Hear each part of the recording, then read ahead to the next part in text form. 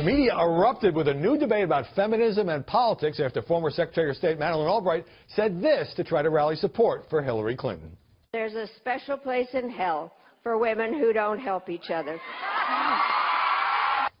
And feminist icon Gloria Steinem fueling the flames by declaring that young working women working for Sanders, have an ulterior motive. And when you're young, you're thinking, you know, where are the boys? The boys are with Bernie.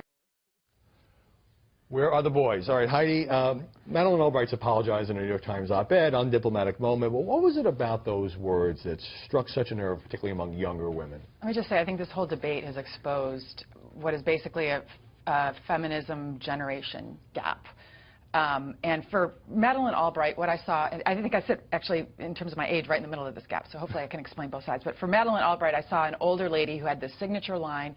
She was out of the public eye for a while. She was resurrecting it for a few laughs and did not see the media storm hitting her. For younger women seeing this for the first time, they said, this is a reprimand.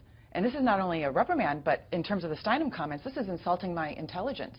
And since Hillary Clinton has built her whole campaign this time around running overtly on women's issues, they thought... In a way she didn't last time. In a way she didn't last time. They thought, okay, so this is basically they're coming out and saying what they really think, which is that we should vote for her just because she's a woman.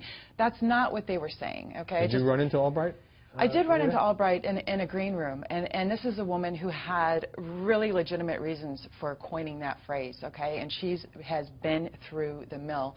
And she shared a little bit of that with me, and I think at that time really didn't see the harm in making a little quip at the end of her speech. Right. Well, I've seen even liberal commentators criticize this because it is insulting to suggest that's the only thing women should consider, and she says that's not what she meant, but clearly was not the moment for that comment. All right, so MSNBC put out a picture the other day. It started some chatter showing all of its on-air political correspondents in this campaign, and they're all women. Is it a little different experience for you that we're so far beyond the era of chronicled in the 1970s book Boys on the Bus? You know, I wasn't there for the boys on the bus, but I am here for the girls on the bus, and I was there for the transition period, so to say. And I think it is a different experience, absolutely. Seeing that story just confirmed what I was feeling kind of intuitively.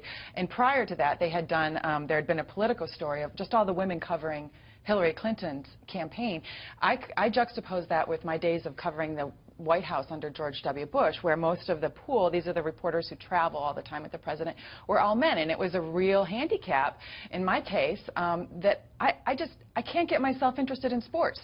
There was always kind of sports analogies and nicknames and things like that. Chatter, and so locker room chatter, and it's changed so dramatically just within a couple of cycles.